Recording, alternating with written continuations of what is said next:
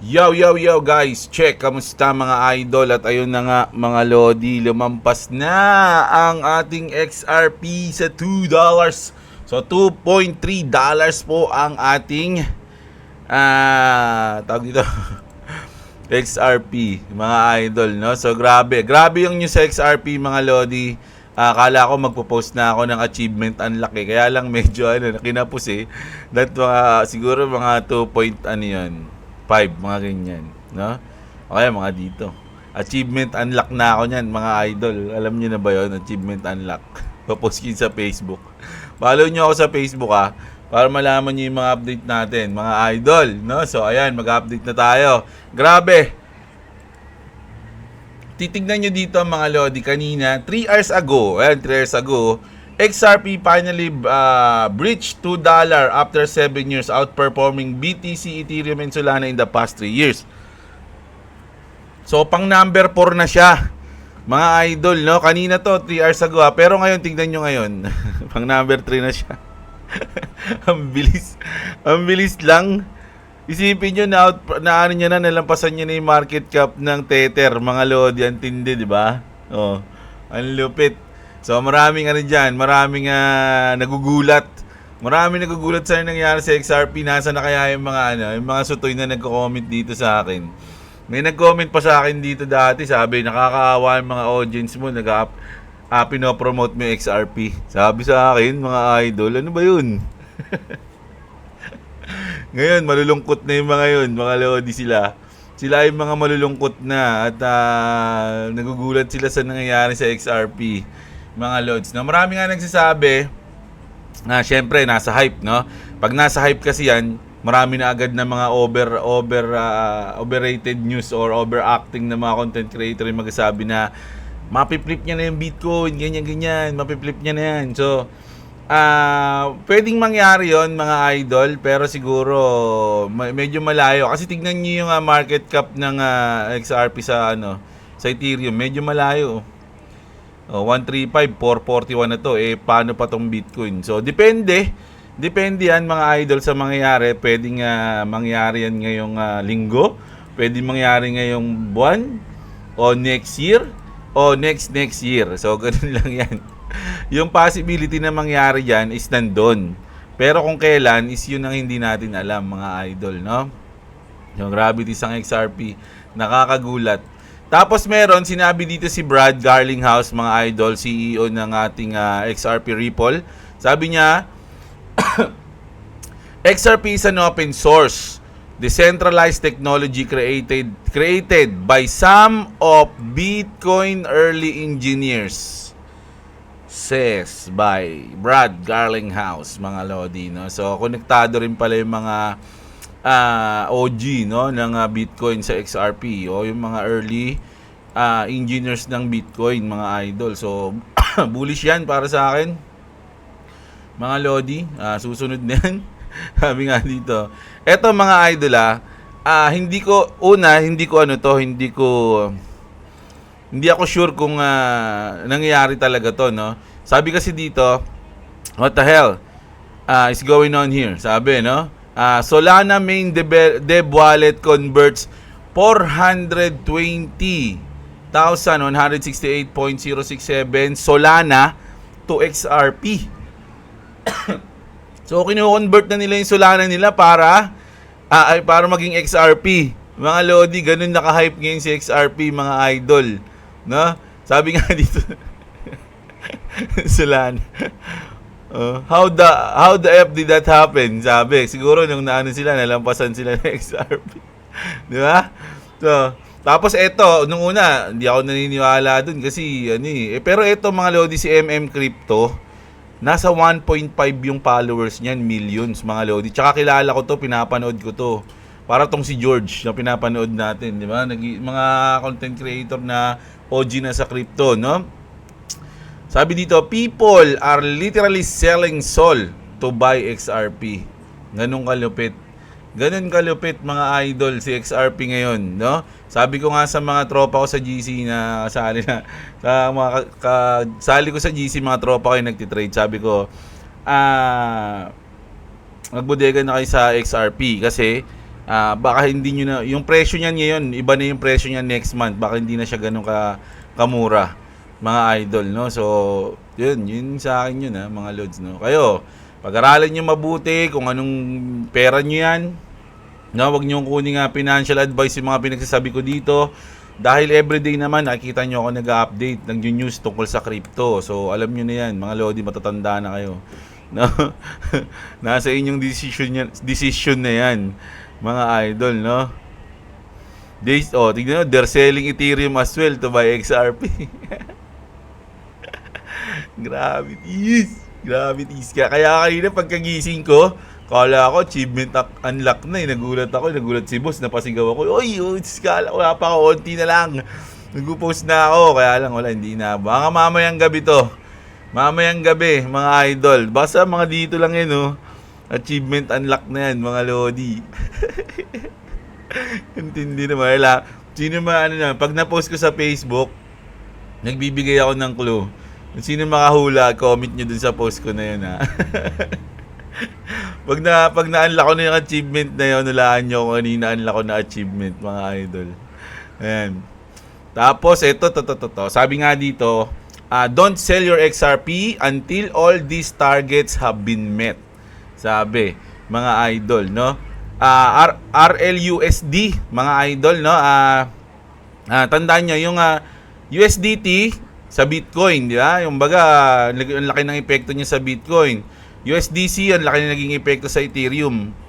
Eto na, RLUSD, ano yung magiging epekto niya sa XRP? So, hintayin natin yan, mga lodi. Talaga nagpapump yan pag nagkakaroon sila ng stablecoin. Mga idol, hintayin natin yan. So, ayan, don't sell your XRP until all this target been met. Ayan, pag na-release na to, Trump is in the White House. So, kailan yan? Ang inauguration ni Trump, January 20, mga idol. So, hindi lang XRP ang ini-expect kong magpapump nun, mga lodi. Alam nyo, ang daming pwede maging catalyst ng XRP, Itong RLUSD. Once na yan. Tapos, ito na pala yun. Baka sasabihin ko, ito na yung maging catalyst niya. Ito yung upo si Trump, mga lodi. Kasi ito, in-expect ko rin na magpapump niyan, syempre, Bitcoin. At syempre, Dogecoin. Ayun yung mga in-expect ko magpapump once na maupo si Trump. Tsaka syempre, XRP, no? Gary Gensler officially leaves the SEC. So ito malamang mangyayari to kahit wala pang inauguration ni Trump. Magre-resign na to Magre-resign to, mga idol, bago umupo si Trump, mga lods, no? Matik na yan. Yung case ng Ripple sa SEC, no, mga idol, ito malapit na rin to, minamadali na rin nila yan, mga lodi. Alt season start, syempre isa yon. Pag sinabing alt season starts, lahat po yan. Lahat ng alt season natin is makikita nyo magi-green lahat po, no? Ripple name big bank partnership. So ngayon kasi, kung titignan nyo, mga lodi, marami na pong napakalaking bangko ang partner. Pero meron pang inaasahan na na parang last nail on the coffin, sabi nga nila, mga lodi, no? Huling pako sa kabaong. Pag sinabi ng Ripple yon, ayun na yun. Sign na yun, sign. Sa tingin ko, BlackRock tsaka JP Morgan. Kaya lang, di pa nila ina-announce Hintayin na lang natin. Tapos, XRP ETF approval. So, ito na yung pinakamalapit dyan, mga lodi, no? So, ayan. Sa ngayon, hanggat hindi to na-meet, no? Itong mga pitong to, mga lodi, ang advice ko lang is magbodega kayo ng XRP. Mga idol, every kunyari X na yan, nangyari na yan. Every may mangyari sa isa na to, magpapump yung XRP. Nangyari to, pak, pump. Sa akin lang yun, mga idol, ganun lang yung nasa akin. Pero kung hindi kayo naniniwala, walang problema, no? Ganun lang yung sa akin. Pero ngayon, nakita nyo naman, halos lahat na. Hype na sa XRP. Mga lodi, no? Punta naman tayo sa Bitcoin. Mga lodi, baka magtampo si BTC, hindi na siya pinapansin. Dito naman, Michael Saylor meets with the Microsoft board to discuss adopting Bitcoin. So ito, malaking news to sa Bitcoin, mga lodi, pag na-adapt sila ng Microsoft. Mga lodi, ang daming project na pwede mangyari,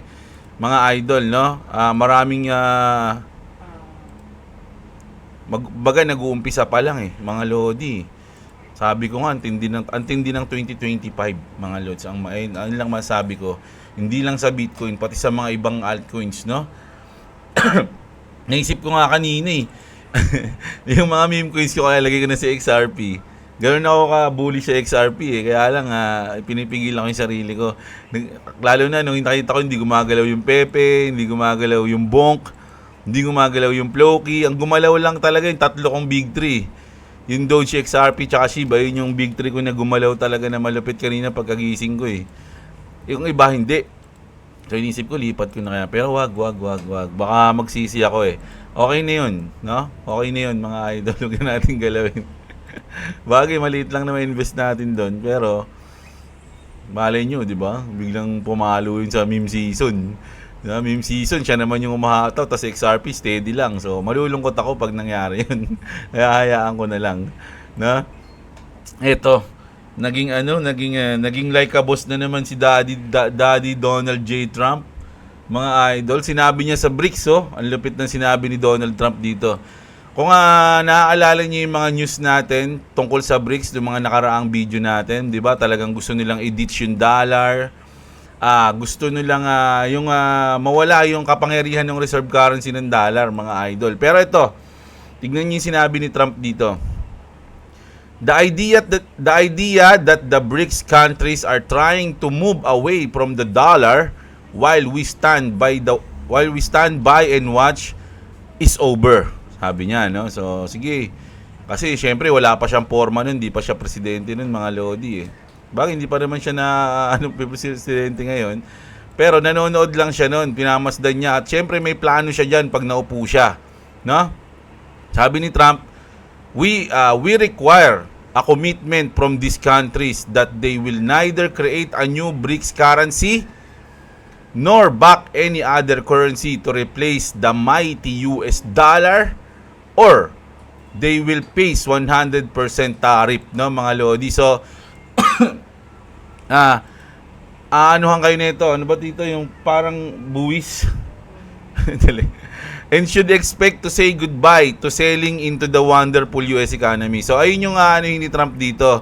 Kung ayaw nyo gamitin yung dollar namin, huwag kayo makipag-transact sa USA. So yung mga gamit nyo, yung mga binibenta nyo, lahat ng parang mabuboycott kayo, mga idol, na lalakihan yung tariff, mga lods, no? Lalakihan 'yan. So halimbawa, yung bago mo madala dito bago madala sa US yung product mo, may magbabayad ka, 'di ba? So mas malaki na yung isisingilin sa inyo ni Trump kung isa kayo sa mga bansa na gusto nyong i-ditch yung dollar, mga lodi, no? Ayan. Wonderful US economy. They can go find another sucker, sabi ni Donald Trump. There is no chance that the BRICS will replace the US dollar in international trade. And any country that tries should wave goodbye to America, no? Kumbaga, kung ayaw yung kung dinidis yung dollar, wag kayo dito, parang ganoon. Kayo na iba, wag kayo kalakalan dito sa amin, parang ganoon. Kung gusto nyo, mahal. Diba? Sisingilin ko kayong ng mahal kung gusto nyo makipagkalakalan sa amin. Makukulit pala kayo parang ganoon yun. Mga lodi. Ganun pala sabi ni McDonald J. Trump ganun pala matitigas kayo sige, tignan natin ganun yung mangyayari dyan, mga lodi. Naging bossing na naman si Idol. Tapos isa pa to sa mga nagiging bossing na naman si Lodi Trump dito. Trump aide Kash Patel demands massive declassification, calls for the release of Epstein and Diddy list as truth must come out. So ito yan. Lahat ng mga sangkot, mga lodi, doon sa island na yun, and yung kay Diddy, kailangan malaman nila. Kumbaga, sino-sino yung mga yan? Ano yung bunso? Wala na, mamaya pagkatapos ko.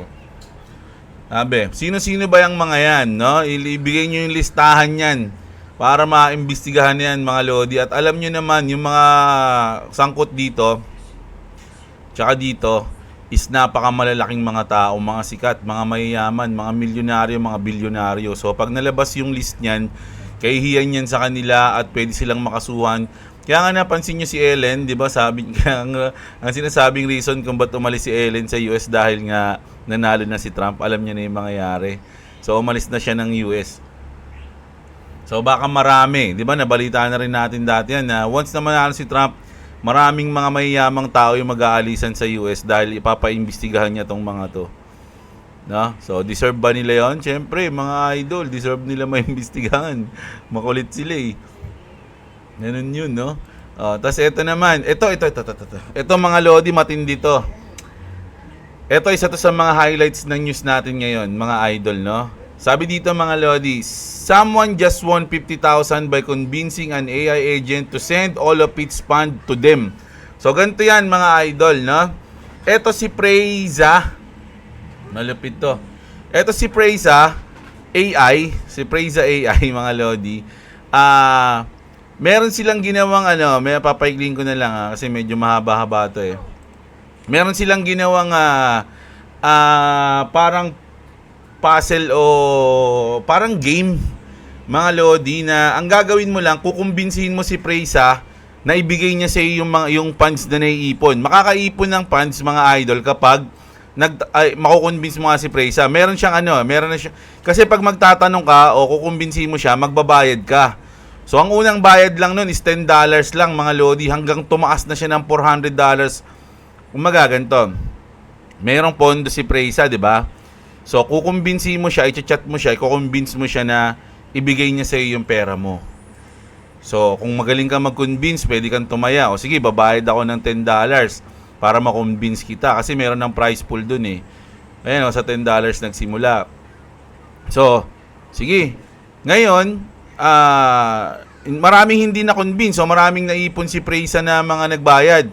So, hanggang umabot ng $50,000 yung naipon ni Preza bago siya kanya may naka-convince. Pero yung pagka-convince, mga Lodi, kakaiba.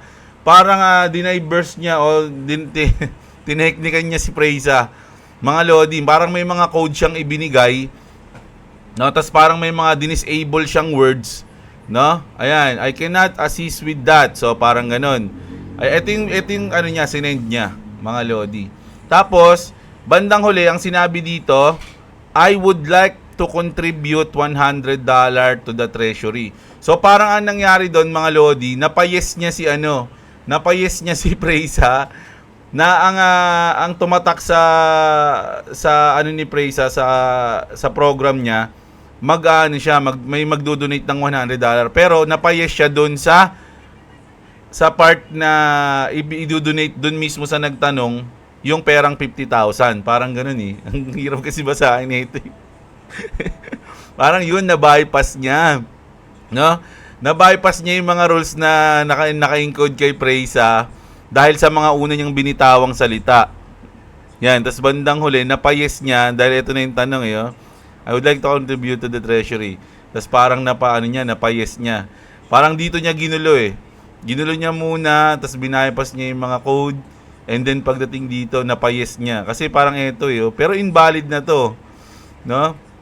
Parang ito lang yung tumatak, tapos yun, napayes niya si Preza. So, nanalo siya ng $50,000, mga Lodi. Magkano yun? 3 million ata, no? Kulang-kulang 3 million, mga idol, no? Pesos yun, ha? Ang lupit.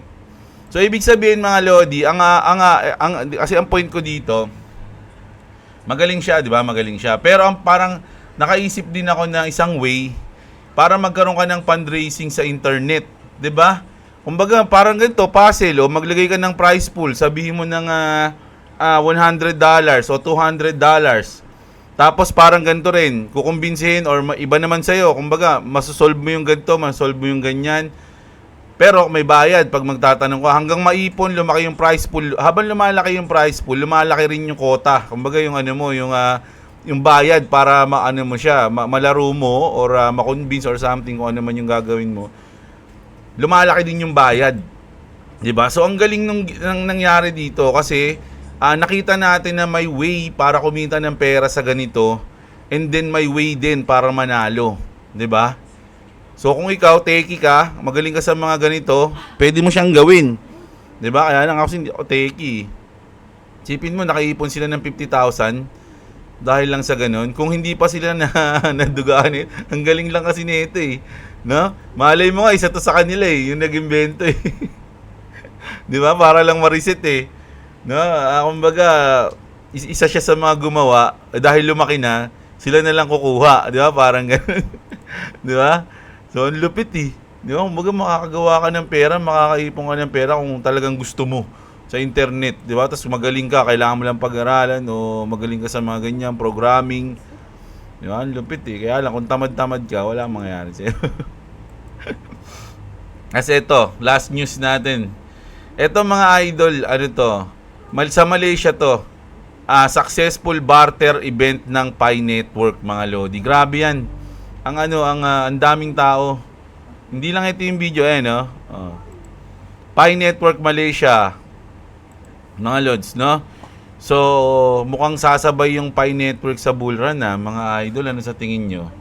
Mukhang sasabay, no?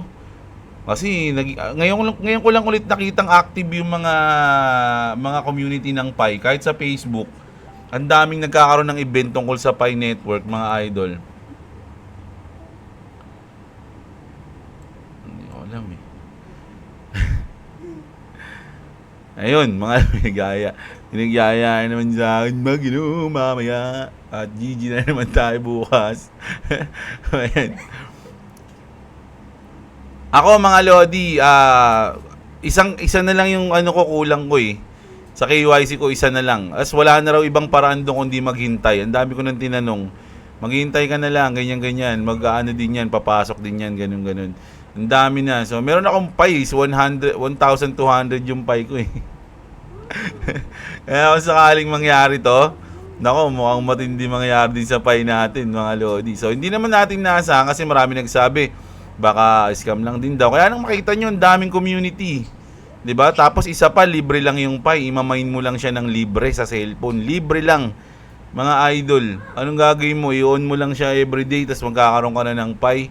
Ayaw mo pa ba nun? 'Di ba? Tapos may chance pa maging pera. So, itong barter na to, mga Lodi, palitan yan. Nangyayari na rin sa Pilipinas yan. Yung tropa ko, nag-barter ng Pi. Palit niya helmet, ganun. Helmet, o kaya sapatos, mga ganun, iba-iba. So, sa Malaysia, successful yung barter event nila, mga Lodi, no? So, napaka-solid, mga idol, no? Tingnan niyo yung prediction nila ng presyo ng Pi, 300,014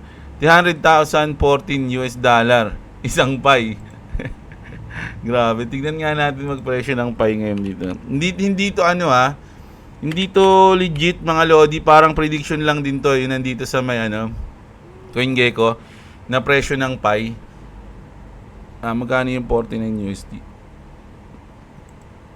5,000 at 3,000. Kasi nag 5,000 na to nakaraan eh. Zoom out tayo. November 24, 5,000 to. Kailan lang yun? Nakaraan lang araw yun.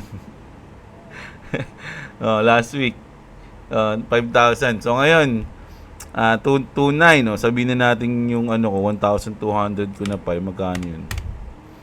Bug, magkano to? 1 2 3 4 5 6 1 2 3 4 5 3 million. Meron akong 3.4 million pesos sa Pi ko. Libre lang. Minain ko siya. 3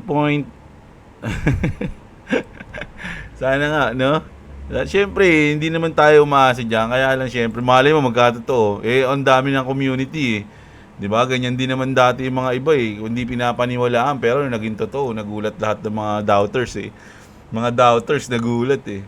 XRP, ilan na? Bababa na ulit Check nga natin. Tumataas na ulit bumabelo lang yan. Hindi naman kasi pwedeng tuloy-tuloy na isang taas eh. 'Di ba? So tingnan niyo sa 1 hour. Ilang coins tuloy. Ilang lang candle lang yan ilang kandila lang yan, mabibilang mo sa kamay mo. Hindi, dito yung pagpampa. 1, 2, 3, 4, 5, 6, 7, 8, 9, 10. 12 lang, 13. 13 kandila pa. So, 13 hours. Mga idol, no? Kasi kung 4 hours mo yan, ilang kandila lang yan, 4. So, walang straight, syempre. Magkakaroon din yan ng mga red. Tapos, bago umakyat ulit. Ganun lang po yan, mga lods, no? So, hintayin na lang natin. So, check nga natin yung mga coins ng Axie Infinity. Kung sumasabay, mga idol. Hoy, mukhang magbe-benching ko na yung ating SLP Mga Lodi benching ko na Excess. 500. Uy, muntik na. Nag-500 na. 497. Grabe AXS, 497. Yung Ron coins natin. 150 na. 150. 132. 134. So, grabe, no? May sariling malupit na mundo ang ating ang ating Axie coins. 14 pesos. O, ayan, nag-15 ba to? O, 15.50. So, solid mga idol, no? So, ngayon, overall, medyo positive tayo sa ating XRP, mga Lodi. Napaka-solid. Sabi ko nga, mga Lods, may kanya-kanyang utility yung ating mga coins, mga Lodi, no? Kung ikaw, bibili ka ng coins, although talagang may part kasi yung meme coin talaga sa ating crypto world. Sila yung mga nag-on-board ng mga baguhan sa crypto. Pero kung gusto mo talaga ng malupit na utility, mga Lodi, para sa akin, syempre Bitcoin, unang-una yan. Siguro sa iba, ang pangalawa Ethereum, pero sa akin pangalawa XRP. Mga Lodi, no? XRP kasi iba yung technology niya. Kung pag-aaralan yung mabuti, mahirap kasing paliwanag dito lang Tsaka hindi ko rin kaya paliwanag. Naiintindihan ko lang, pero hindi ko kaya paliwanag So, XRP, isa yan sa mga pinaka magandang technology ngayon. At sa tingin ko, dahil napigilan sila nung mga nakaraang taon nung kinasuhan sila, sa tingin ko nga, ayun yung reason kung ba't sila kinasuhan Dahil once na maging kumbaga public na yung XRP or talagang ginagamit na siya, makikita yung ganda niya at masasapawan yung iba, mga idol, no? Parang ganun. So ngayon, nakawala na sila sa hindi pa kasi hindi pa nire-release Once na ni-release na to, yung isang na to. Ayan, the Ripple case end, napakalapit na niyan. December 4 ata sasabihin niyan, Basta ngayong malapit na 'yun, alam ko Minamadali na nila yan So once na mag-close yan, wala nang makakapigil. Wala nang makapigil diyan. Wala nang mangingibabaw yung ganda ng technology, mga idol ng Ripple. No, ganun yung sa akin. So para sa akin pangalawa yung Ripple. So kung nahuli ka sa Bitcoin, 'di ba? Yung mga $100 pa lang yung Bitcoin, ito nga $2 pa lang Yung mga Bitcoin, mga presyo ng Bitcoin nasa $1,000 pa lang, hindi ka nakakabili, tapos nakita mo umangat ng ganito. So binigyan ka pa ng second chance, mga idol. XRP. So nasa inyo yan, dito financial advice. Huwag niyong sundin kung ayaw nyo dahil syempre magre-research kayo ng sarili nyo kaysa sisihin nyo ako, pera nyo yan Research kayo sarili. Di ba? So ganun lang tayo ngayon. Bukas tayo magbabasa ng comment, mga idol. Tuloy-tuloy na ulit update natin everyday. Yan, maraming salamat. Bukas kita-kits tayo, mga Lods, no? Huwag niyong kalimutang i-like ang ating video, mga idol. Request lang, napakalaking tulong niya kay Kuya Jeblo pag nilalike niyo ang ating video. At yun na nga, mga idol, no? Subscribe sa mga hindi pa nakasubscribe. Mahal na mahal ko kayo lahat. Magandang araw, mga kapatid. At what's up? Subscribe to the channel. If you don't subscribe, I'll come to your dreams. If you do subscribe, don't care, just subscribe.